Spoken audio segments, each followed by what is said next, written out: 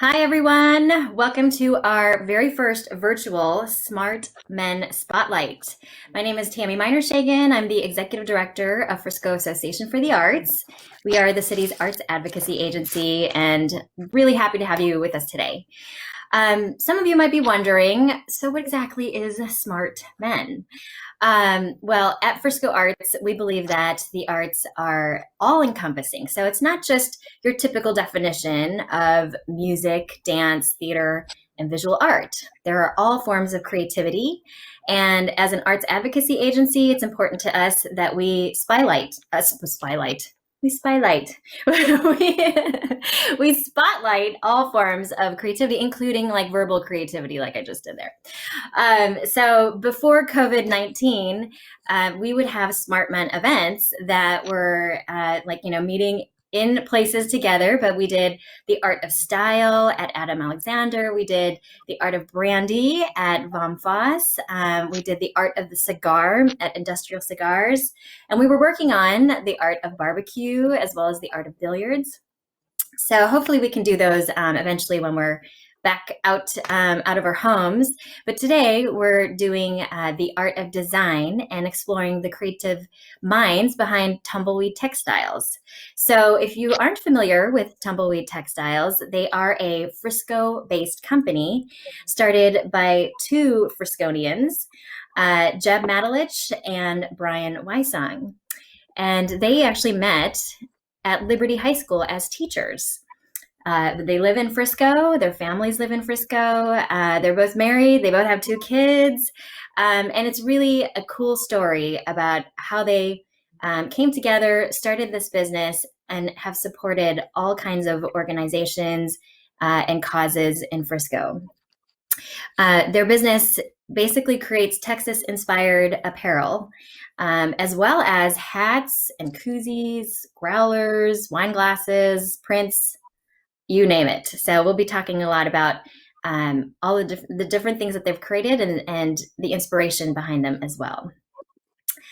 They've been featured on a ton of media sources, including Good Morning Texas, MSNBC, NBC Nightly News. They also won Small Business of the Year by the Frisco Chamber in 2018. So I'm actually, in fact, wearing a Tumbleweed Textiles shirt. I don't know if you could tell from their Frisco line. And I am having my San Pellegrino out of my Tumbleweed Textiles wonderful wine glass. It's not wine, I'm just saying, but it's very cool. It says love Texas.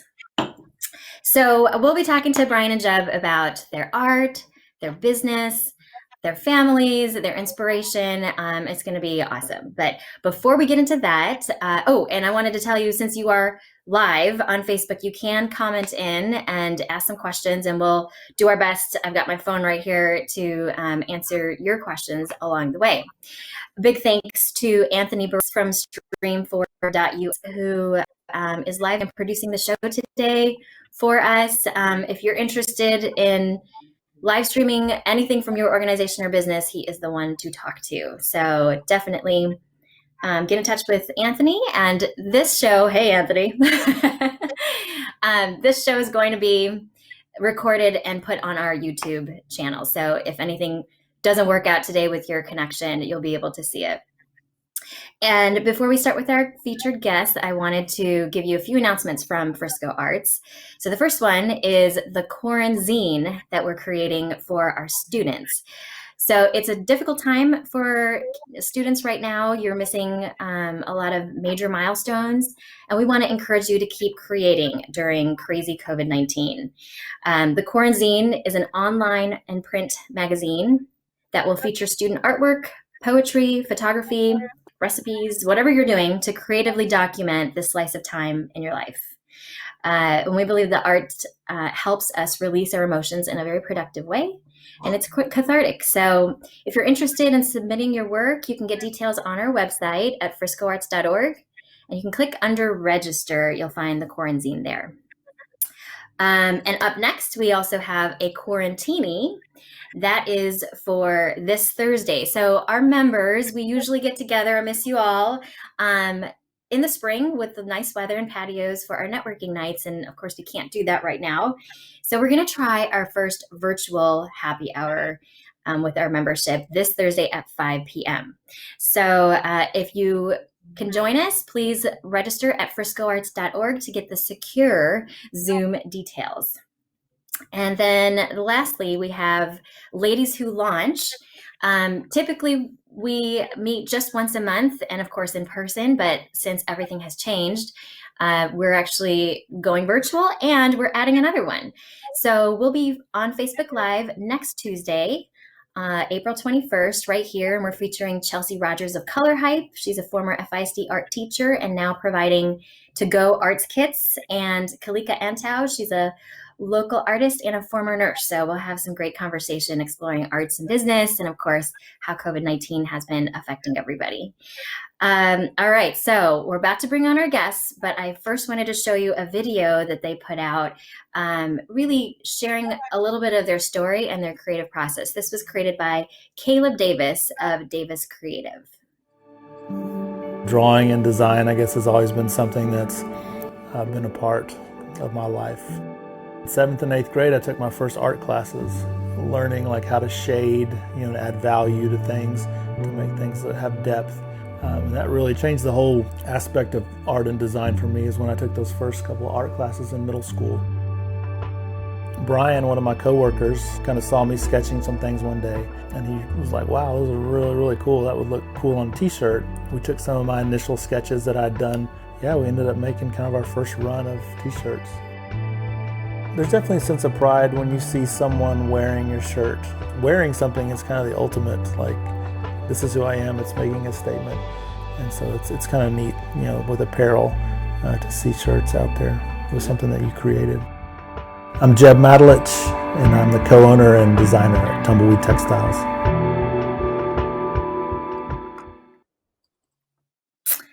All right, and we are joined by Jeb Matalich himself, co-founder of Tumbleweed Textiles, and also Brian Wysong, also co-founder of Tumbleweed Textiles.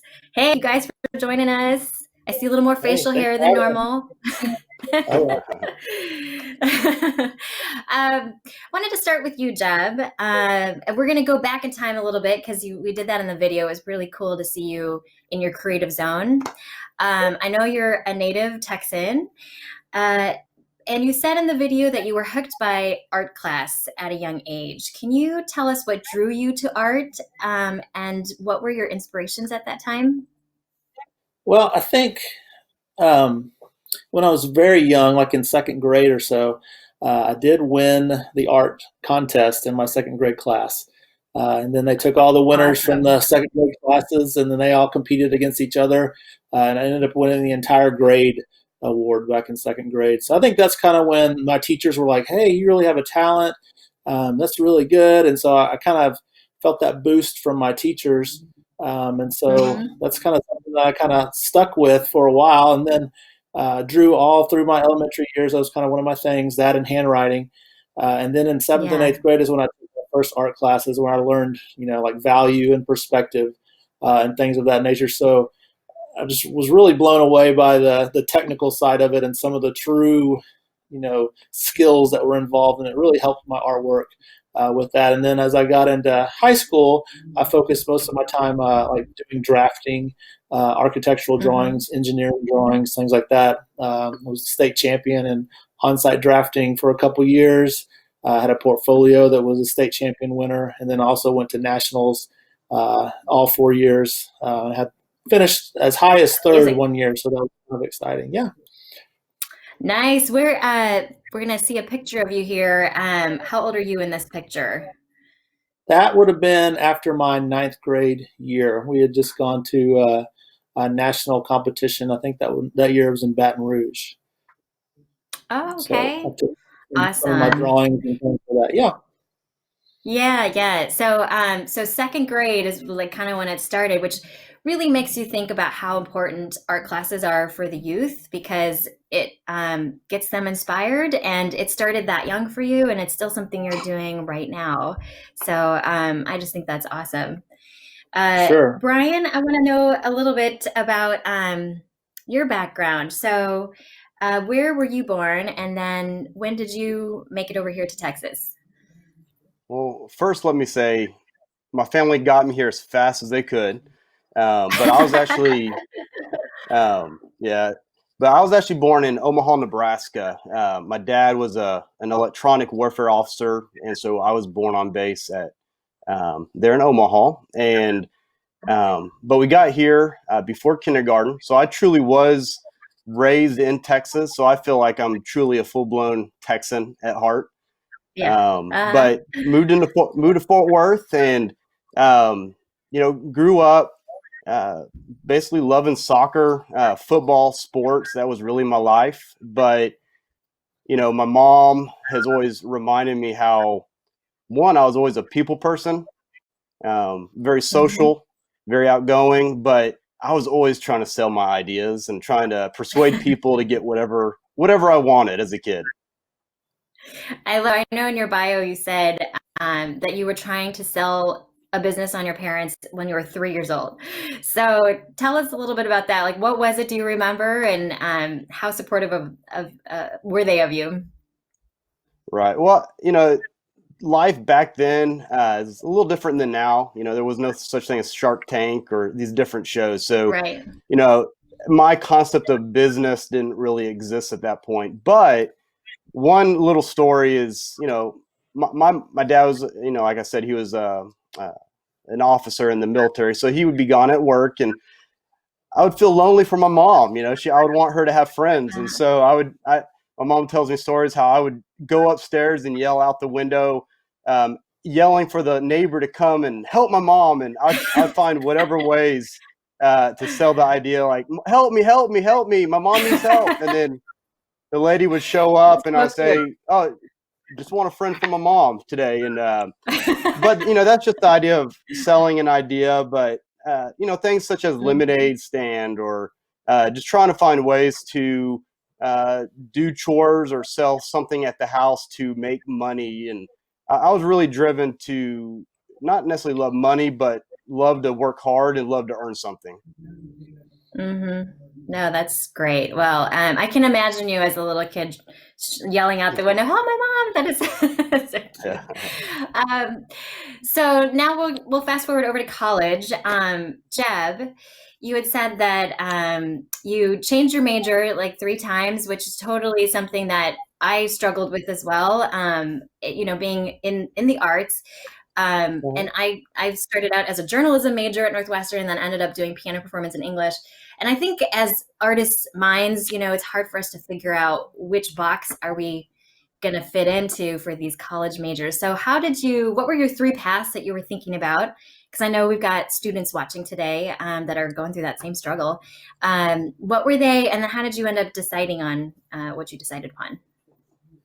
Yeah, like I was mentioning, when I was in high school, I was really heavy into like drafting and mechanical drawing and engineering drawing and things, and so I was locked in. I was going to be an architect. I was going to be an architect, civil engineer, dual credit type of thing, and so that's basically Mm-hmm. all I was thinking about. And so I was actually in architecture school for 2 years at Tech, and then I just kind of started Okay. getting the bug to get back into athletics in some sense of fashion, So my dad's a football coach, and so I figured, Okay. I think that's what I want to do. So I decided to switch majors over into education.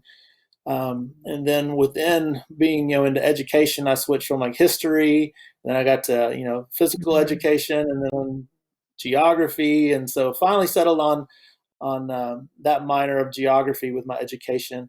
But then I also always knew, and at the time when I was in college, I was still doing artwork. And so I Mm. realized pretty early on that if I was going to get into education, I wanted to make sure that I got certified to teach art as well, because I knew, I still had that passion and love for that. And so that's kind of how I ended Mhm. up getting, into the art world as far as in education. I started out coaching and teaching history, and then also Okay. picked up a few art classes with my first job back in '96 and '97. So yeah. Got it. Yeah. No, I think that's so great. And then it's one of those things where, my parents would always say, can't go into music. There's not a career there. So we make these choices where we think, okay, this is probably the best thing for the future, but what you love still stays in your heart and it's going to be something you do anyway. So I just think it's really neat how your story weaves it. And then you even have a geography degree and you're here doing things that are, based in geography as well. So that's really awesome. Right. I think that's a big deal with the maps and things too. So Yeah. I love Yeah, maps. definitely. So I think that ties into a lot of our designs. Right, right. Brian, you're also a Red Raider, and you got your marketing degree at Texas Tech. Then it says you were a marketing director for a nonprofit, and then brand and marketing account executive for an agency in Dallas. So clearly, you love marketing and branding. Can you tell us what it is about those two that draws you to them? Definitely. And, a lot of people think of marketing as business, but to me, it's all about managing perception and storytelling. And I think, Mm, one of the things, going back to the question earlier of what did I do when I was little, I think the biggest component of me kind of being a business minded person was telling a story. I love when I was little, it was always related to fibs, but growing up, it becomes truth and telling some sort of story. And I think that's what I love most about marketing is not manipulating people, but managing the perception of someone by telling a story and then living out that story.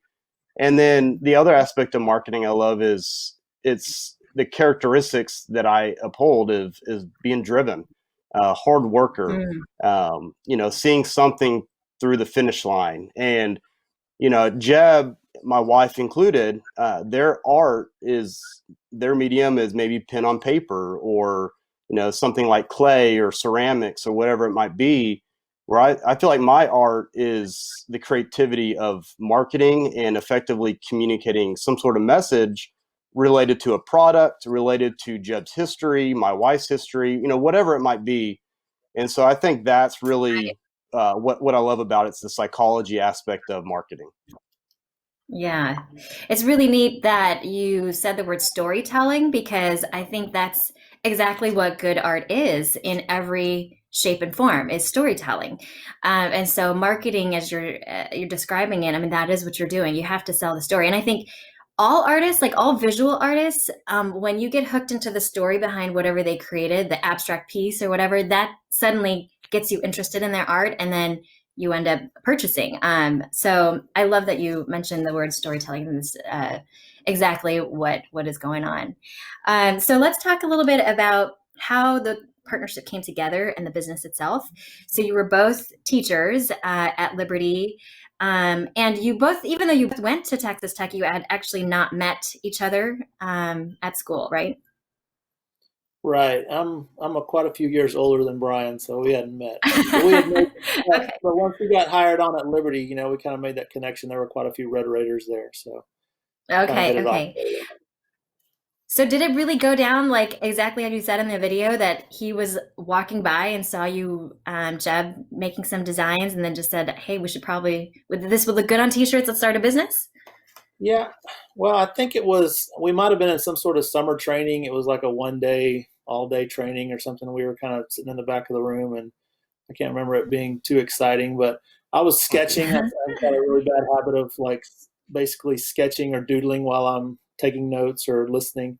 And I was just drawing up some little things, and Brian kind of nudged me and was like, "What are you drawing?" And he looked at it and he's like, "Oh, those are cool." And then we had a break or something. And he kind of mentioned that those might be look kind of neat on a T-shirt, and it was kind of funny because I was actually have been thinking um, a few months before of doing some sort of screen printing or getting some of my artwork on shirts, and so I kind of listened in and took him a little bit seriously, and then so we kind of just kept talking about it a little bit over the next couple of weeks, and then we kind of just organically formed.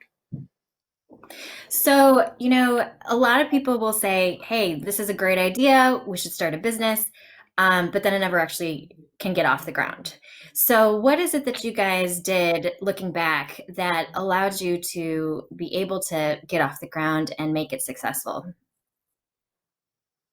I I think the first thing is just taking the initiative to do it. I think having my wife, who is a true artist at heart, owned a photography business and is one of our artists for Tumbleweed Textiles, is a lot of times an artist has the passion and desire, but they don't take that step Mm-hmm. to make it happen because of, maybe being a perfectionist or not being certain that someone else is going to enjoy their art.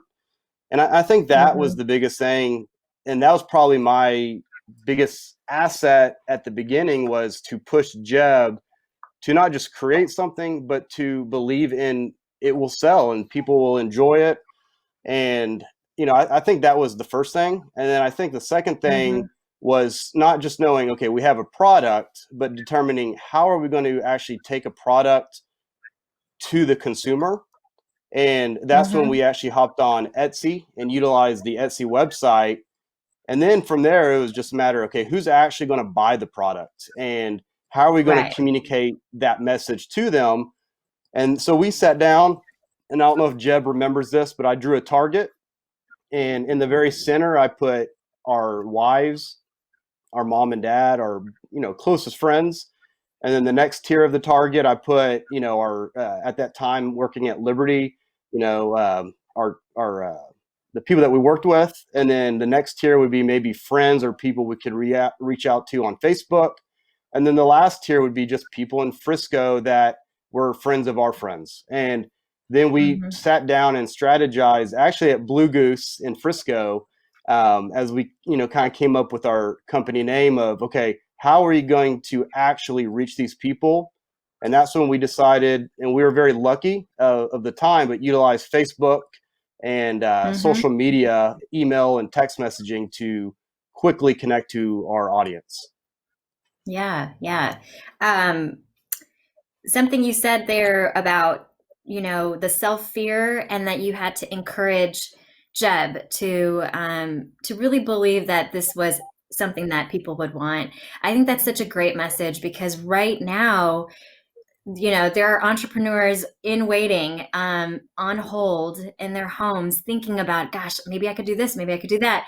And that's such an encouragement to say, you know what, yeah, there's something in here that probably somebody else wants, and you just need to go for it. So I think it's great that you provided that encouragement for Jeb. Would you say, like, what is the secret sauce behind your business success?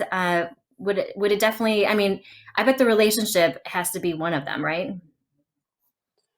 Right, I think for sure, and I think early on, one of the things that we kind of sat down and talked about is most of my art, and you can see some of it in the background here. I do a lot of Texas themed stuff and old signs and things, but Mm-hmm. but early on, we were like, we wanted something kind of Texas themed, and then if you kind of go out there and look at that stuff, the stores in the mall or in the airport, just the quality of the shirts was just kind of bulky, boxy, not very comfortable. So Mm-hmm. we set out to kind of create um, a Texas style T-shirt, hence the name, that would be soft, comfortable, but then also kind of showed the authenticity. Of us being from Texas. I mean, who else is going to know Texas better than someone who's lived here their whole life and traveled and lived all over the state than we have? So I think a Yeah. combination of all those things put together, kind of trying to create a comfortable, soft, creative shirt that shows our Texas pride was kind of early on one of our goals. Yeah. And Yeah. No, you and definitely have, like, oh, go ahead. the, like that is authenticity, and that's something Mm-hmm. that I feel like is probably the one of the key words to our brand. Is if you see that we create some kind of product or design, it's because either we truly believe in it, we live it out, or there's someone directly related to us, like our wives or the city of Frisco we live in, that if Mm-hmm. it's beer, wine, barbecue, tacos, music, whatever it is. And we don't chase money. We do things that we believe in and Mm-hmm. we support. And Mm-hmm. if you see us promoting a certain brand or promoting a certain musician, it's because we truly believe in them and we want to support them.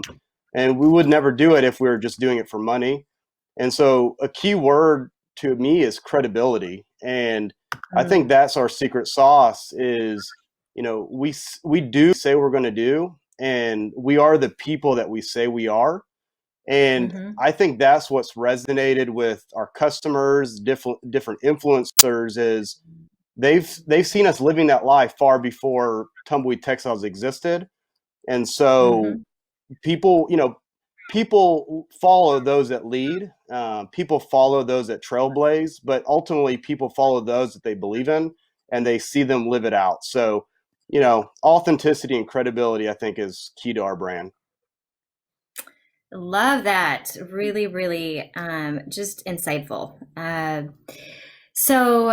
Maurice Jelk says, cool product, just ordered. And there's several people watching here today that are just liking and loving what's going on. So I want to hear some of the inspiration behind some of the designs. Coming back to you, Jeb. I think it's fascinating that you go to thrift stores or you just find inspiration in, rusty neon signs, landscapes. I know I enjoy seeing how fashion designers are inspired by just random things that they see like in architecture or the colors, and they have a sketchbook with them. So take us through some of your creative process and maybe a story behind one of your designs. Like I think there was the river one. Okay. What is that one called? Yeah, Tumbleweed Texas Rivers. Yeah. Yeah, the tumbleweed rivers. Um, Getting back to kind of like my inspiration, I mean, I collect old maps, train schedules, old magazines. I'm really into like type and font and vintage, beer cans, coasters, any of those things that I can draw inspiration from. I save. I've got boxes of that kind of stuff, around the house that I'll, fiddle through every once in a while just to see if I can't get some sort of lettering style or, color scheme, things like that. Definitely like to get out and kind of go junk in and find some unique old items. And so I think those play a big role in some of my, come up with some things. With me being into geography and maps, I think that's one of the things I definitely gravitate towards. And so, like when we did the tumbleweed rivers, I was like, man, it would really be cool if we did a shirt with all the Texas rivers on it. So I drew out Texas, and I started adding the rivers to it, and then I started thinking about it. I'm like, well, actually, these look like little, forks and sticks on a tumbleweed. What I may do is I may just take the outline of Texas out of there, leave the rivers, and then build a tumbleweed kind of around the rivers and see. It's kind of almost like a hidden picture in a way. So, yeah, the rivers create the state, and then the other parts of the tumbleweed create the actual tumbleweed. Within, they also shape in Texas that you can kind of see subtly. So, a lot of people may not see Texas right off the bat, but this was a really fun design. This was one of our early designs that we did, and we just actually brought it back 8 years later, kind of as a new version of it. But it's definitely one of my favorites, for sure. And what about the native design? How did that come? The native Texan. Yeah, the native one, we kept talking. Brian and I were going back and forth, going, we need something, like for the native Texan. And so I think I went through and I found a really cool font that I liked, and I, put it out there on the screen and typed it up. And then I started looking at it, and I was like, wow, this little area between the A and the T in native actually kind of looks like the panhandle of Texas. And so then I kind of drew the shape of Texas underneath it. And I was like, well, how am I going to, make people see Texas? And then I added 3 stripes under it to kind of create the silhouette of that one. So I'm not sure if you had a picture of that one or not, but yeah, I think it was. Texas kind of shows up under the word native. And it's kind of a neat little design, but that was a fun one too that we stumbled upon and just kind of happened. Awesome. Well, I think eventually someday you might want to write a little book on all the different inspirations behind the designs, because nerds like me think it's really cool. So Brian, let's talk a little bit more about the marketing aspect again, and especially with the celebrities that have now been seen wearing your cool designs.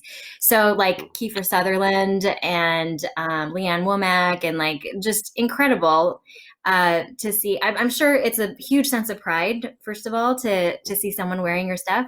How does that process work? Does somebody like doesn't do you send it to them, because I know some people do that, or do they just organically just go to your website and you don't even know and you see it from Instagram? Right. It's the funny thing is the ones that you just mentioned, and of course it looks like the ones that you're showing. Another one is Uh-huh. Dale Earnhardt Jr. Mm-hmm. They actually found them themselves. We didn't send it to them for free. They found the product somehow, either at one of our retailers or ordered it online. You mentioned Leanne Womack. She's actually a regular. She orders quite often. We'll see Oh, an nice. order come in, and I actually offered to send it to her for free, and she opted not to do that, and which makes me like her even more. Yeah, yeah. But I think it starts from when we started the company. I believe, like I said earlier, people follow leaders, and they follow those that trailblaze, and anyone can sell shirts, but it's a different thing when you Mm-hmm. put a shirt on an influencer and they represent it on TV or social media. And when Jeb and I first got started, part of the kind of the target that we drew, we had a PR aspect of that, of who can we put the shirt on that will represent us and lead people back to us. And immediately we thought of names like Cliff Kingsbury, who was the Texas Tech football coach, who is now, he's an NFL coach. And Jeb's dad was one of his football coaches down in New Braunfels. And of course, the Cool. Texas Tech connection. And then I went to Mm-hmm. college at Tech and knew Josh Abbott. And there was a running back named Baron Batch that ended up playing for Pittsburgh Steelers. And so when we Mm-hmm. first got started, it was getting shirts on people that we knew that would wear it and represent us, not because they just believe in the product, but they also believed in who we are and what we stand for. And Mm-hmm. from there, it became a domino effect that as one influencer wore it, another saw them wearing it and would either reach out to us asking for something or would just go online and order it. And so that's really how it got started. And since then, it's most of the opportunities that we've had with celebrities or influencers is through our Instagram. And it's them, Mm-hmm. either sending us a private message or Jeb or I doing the same thing. And, we get the shirt on them. And, from there, it's up to them if they're going to actually post it and even tag us. And we've been really lucky that they've done that. Yeah, no, that's really, really cool. Of course, my girls were like, "Oh my gosh, Texas Chica on JoJo Fletcher." Yeah. Um, it's very true, and I think it's catching like wildfire. Honestly, I think it's really awesome what you've created. And so far, you've been all online, but you're going to be having a brick and mortar store very soon. Can you tell us a little more about that, where it will be and what it'll have? Yeah, it's going to be downtown Frisco, South County in Maine, in the new development that they're building called the Patios at the Rail, kind of where the old Shout double out to dip used Donnie to be Churchman.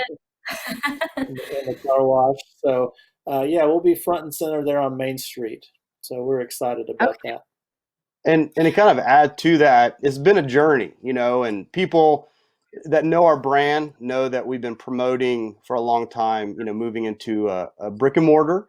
And it started almost 2 years ago, but people don't realize that we originally were going to be at a different location, not the Uh-huh. patios. And actually, I'm going to give a shout out to Summer Moon and Greg over there, where I sat down with him and we were talking, and I was sharing not the frustration, but just like the desire to move, find the perfect fit for us. And he actually got us connected to Matt Calloway and Donnie.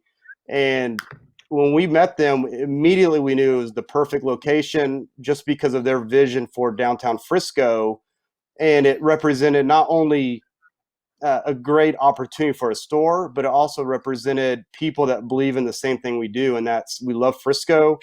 We want to be in the heart of Frisco, and our brand really caters to the vintage vibe and feel of a downtown environment. So, yeah, we're really excited to be partnering with them, really excited about the location. And the thing that I think Jeb and I are most excited about is not having a new channel to make money, but it's to have a Mm-hmm. location where we can build an experience, a location that it's one thing communicating to people on Instagram or Facebook or Twitter.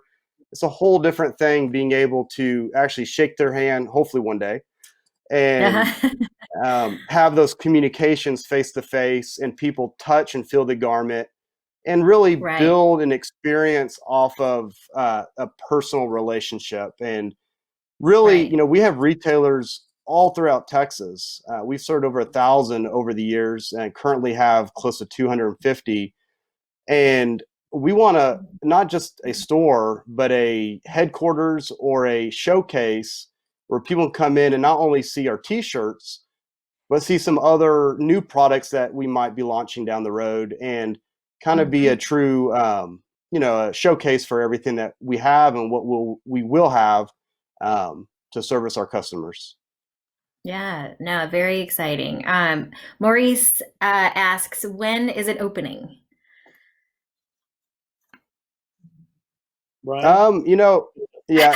Uh, You're like, here's the good thing. They're rocking and rolling, which is absolutely incredible that the people are willing to get out there and work and hustle through this time. And so with the COVID-19 and all those setbacks caused by that, I'm not sure the exact date, but definitely going to be summer, early fall of 2020 that we'll be able to get in there and rock and roll and make it happen. cool. Yes, let's hope everything can just make it happen. Donnie Churchman asks, will you be selling anything there that you don't currently sell online? Yes, we will have multiple items that you can't get online right now. We're hoping to really build up, like our Frisco collection, and having some really kind of one-off items that'll be only available at the farm. Carry some new glassware, some art, um, leather goods, things of that nature. I mean, really try and fill it up with a lot of things that we love and we feel like the city of Frisco might be missing in those realms. Yeah, and the Uh, products mhm. will. Oh, I'm sorry. The Oh, products no, are I going was to just going support a to take a life. drink out of my awesome drink Uh, here. Make it look good. I appreciate that. But it's for us. It's not just Texas. It's a lifestyle. So all the products that Jeb mentioned, as well as things that haven't been mentioned yet, that maybe we'll show here in a little bit. But Yes. it's representing a lifestyle of hiking, fishing. It's kind of the city folk of going to bars or going having a picnic within the local park or whatever it is. So Jeb and I love traveling, not just Texas, but all over the country. We've traveled from New York to the Pacific Northwest, Charleston, Savannah. The list goes on and on. And we know a lot of Texans go to Destin or Colorado. And so we want to not Mhm. only outfit them with Texas pride, but also outfit them with products that they can actually use when they're on the beach or when they go hiking in the mountains, or go on a road trip and have fun with their family as they're doing things like the license plate game, or something that is also entertaining. So a lot more to Right. come, and definitely want to have a lifestyle component so people are out active and building community with our product. Diane Leon, says that her family has worn your shirts all over the world. So to that point, you're just representing Frisco and Texas and the authenticity of what you guys represent. So let's talk about a little bit of the things that you are doing that are outside of just tumbleweed textiles. I know that you also create custom logos for other organizations. So Jeb, tell us a little bit about that part. Yeah, and it's something that we don't really promote a whole lot. It's almost like people will find our brand or they like something about a design or a shirt, and then they'll reach out to us and say, "Hey, can you do that thing that you did for this shirt, but then make it, tie in with our company?" And so there's been over the years we've worked with, we try and keep it in the realm of um, kind of our brand, I guess you could say. So usually we try to be selective with who we use, but we've done some work for some of the bands that we like. Old 97s, Aaron Watson, Zane Williams, Josh Abbott, Pat Green. We've done some of their stuff. We've also done some things for barbecue restaurants like Kreitz Barbecue, Zavala's Barbecue in Grand Prairie. We've done some things with Daniel Vaughn, the Barbecue Snob, which is the Texas Monthly barbecue editor. So um, music, barbecue. We've done some stuff for some breweries, Tups Brewery. Um, so it's kind of all the stuff that's kind of in our wheelhouse, whether it's Mm-hmm. Texas music, Texas food, Texas drinks. Those are kind of some of the things that we've really focused in on and done some custom work. Now some bigger companies like 7-Eleven, they came knocking on our door, and that was a really cool opportunity since they are a Dallas-based company. So that was one of the bigger things that we've Yeah, done. But we've done some custom things along the way, and it's been fun. no, And that's it's awesome. actually, and I want to put out a little plug, and we're actually currently working on a project that probably is one of our all-time favorites that we've ever worked on. But we're partnering with an iconic Texas treasure. So just want to say, be on the lookout for some new Mm. orange and white apparel coming soon. Ooh, Texas treasure and orange and white. What could it be? That's really, really great. So if people were interested in getting a graphic design or like a logo, would they just contact you directly or would they go through the website? What's the best Yeah, way they to do can just that? contact us directly. I mean, usually people just inquire via email or through our contact page. And then Okay. we kind of look at our schedule, see if it fits in, see if it kind of fits our brand, if it's something that we want to do. And then there's sometimes that we can direct them. Because that have reached out that Okay. want like 20 shirts for like a family reunion. We don't usually do that kind of stuff. All right. So with all of this success that you have created through Tumbleweed Textiles, you also have given back so much to the community in Frisco and beyond. With Frisco Arts, for instance, you guys are huge supporters and have supported us with our 5K and our Frisco Arts Fest, but you're also doing scholarships through the Frisco Education Foundation and partnered with multiple organizations. So first, thank you for that, for making sure that your business is giving back to the community. But can you tell us a little bit more about how you're doing that and making an impact, Brian? Maybe. Yeah, definitely. You know, at the end of the day, we love Texas t-shirts. We love our brand. We love Frisco. But through our faith and just our core principles, we do what we do for people. And just like Jeb has said many times, but so many people in our community, from Frisco ISD to our city leaders to just all around Texas, have really supported us, and which has allowed us to be who we are and have the success we've had. So we believe it's just truly essential to give back to help those in need. And from Frisco Education Foundation, which is our core, I guess, organization that we donate to. We donate money for, a percentage of each order goes to help support teachers and students in need, as well as Mm-hmm. scholarship opportunities, 2 to 3 seniors each year. And they Mm-hmm. range from Awesome. either a business marketing student to a art design student. And basically we just have some core things that we expect, like a GPA and a certain major that they're going to go to, and of course going to college. And then the Frisco Education Foundation board will help choose those people for us.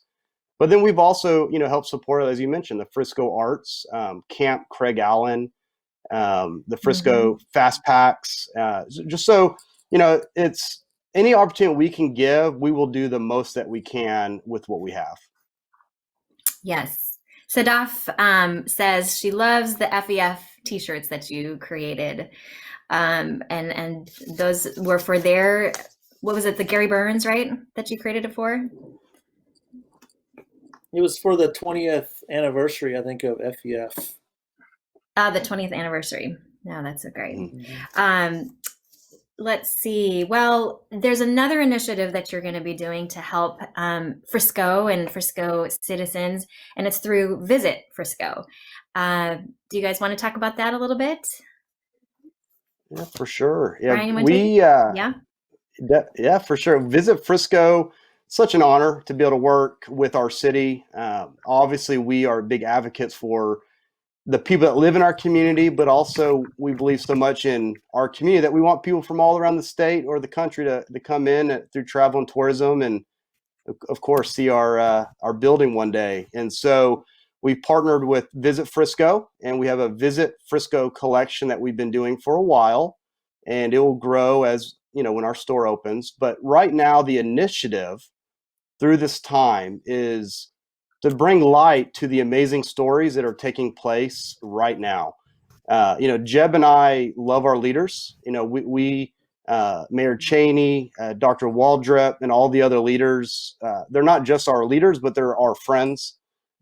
We love what people are doing, helping support nonprofits, helping their neighbors. And so between us and Visit Frisco, we want to bring light to the good things going on and to show the pride that we have for our community. So right now we are actually doing a 40% discount on Frisco specific t-shirts, and it's on the Frisco collection on our site, and the coupon code is Frisco Love.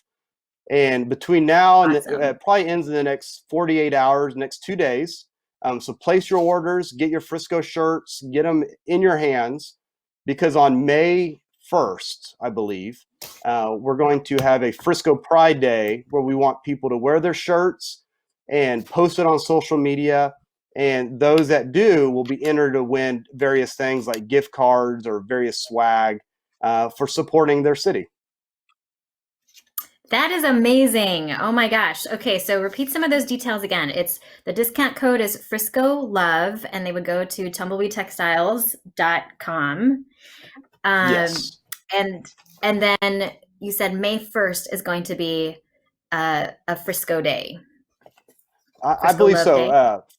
Right. It's the first Friday in May, and all I can say is it's obviously things are moving as everything with COVID-19 is going, changing up things. But stay tuned by either following Visit Frisco on Instagram or Facebook, or follow us, Tumbleweed Textiles, on Instagram or Facebook, and we'll get more details out over the next few days. Okay. Very cool. That's so great. Thank you for doing that. And I'm proud to have my Frisco shirt on. Yay. So I'll be wearing that. But I'm going to have to now get some more for my family. So let's talk real quick about the shirts that you guys are wearing. I wouldn't have normally thought that was a Tumbleweed Textile shirt, but it actually is, right? Both of you guys are wearing unique designs for your new collection. So Jeb, you want to talk about that? Yeah, we've been doing some research over the last few months, and we have had some collared button-down shirts created with some of our designs on them. And so they're kind of our new thing that we're going to be coming out with here pretty soon. So kind of stepping it up, instead of just being t-shirts, moving on to some collared shirts that can be worn every day. We helped, we designed them. I mean, so we picked, what they were going to feel, the fit, the material, all that kind of stuff. Brian may be able to show you some more details on it, I think. Yeah. Well, as mentioned before, our brand is all about Texas, but even more so about the lifestyle and building community. And we want to apply our art, not just on a graphic design on a t-shirt, but just in all of fashion. You probably see behind me the art on the wall. But we want something that people will hike in, go to the beach in, go to the bar, have fun with friends. And so, as Jeb showed, but a couple of things I want to show is the functionality that we help design is you got the wind back here. And so it just makes something that's very comfortable if you're hiking or fishing, but also looking good while you're doing it, of course. It has the mesh on the inside for sweat. But then there's other components to it that will be pretty neat is, we have our logo here. Okay. Our company name is on all the snaps. And so, very cool. it'll be really nice. And it really, I guess, exemplifies our motto, which is drift and explore. And it's about just getting out and having a good time. And hopefully we help people look good while they're doing it. I love it. So tumbleweed textiles and fashion. And hopefully we'll see those also at your brick and mortar store too, right? For sure. Krista Brown says, love these guys and their deep sense of community, excited for their store. Maureen says, these look so awesome. Going to have to order some for my husband. So I think that's great that you're branching out. So let's switch gears now just as we start to conclude. But since we have some students who are watching again today, what would you say, let's start with Jeb. What would you say is the best advice that you've received regarding being an artist and designer? Well, I think one thing that I kind of try and stick to is trying to create something every day, even if it's just a small. If I can just sit down and like sketch for 5 minutes or 10 minutes, whatever it might be, something. Try and do something creative to create something every day, and don't get hung up. This is one of the most important things I think I've learned is don't get hung up on perfection early on. Just create to create, get it out there. And then sometimes, if you're working towards perfection all the time, trying to get it 100% perfect, you end up sitting on it and it never gets launched, it never gets shown to the world. And so I think those are my two things: create daily, and then don't get hung up on perfection. Just get it out there to the world, and then keep moving on.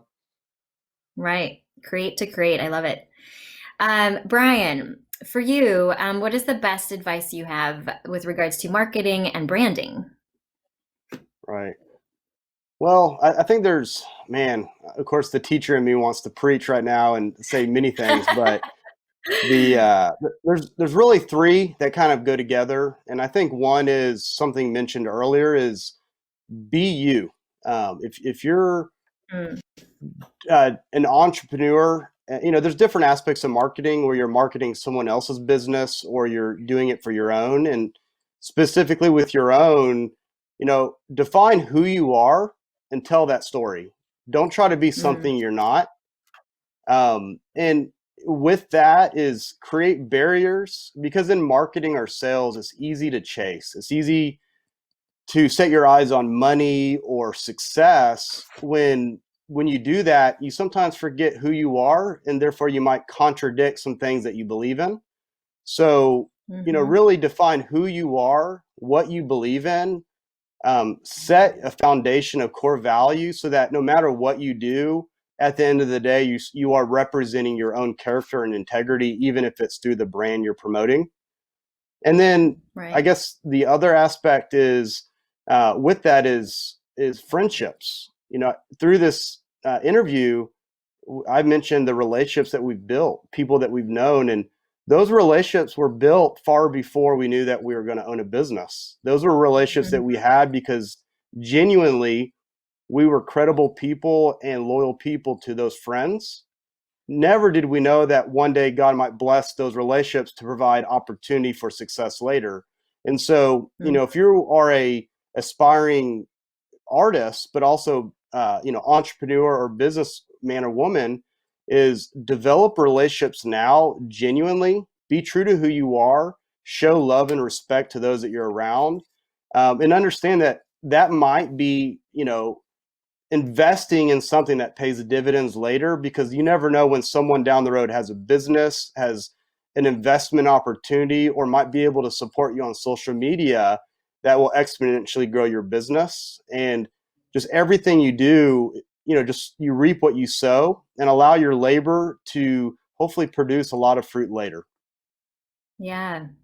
Wow, that was like a fountain of wisdom, Brian. I was furiously writing away. That's really, really great. And I think, not just for students, but for adults too, right now, I think it's a great message.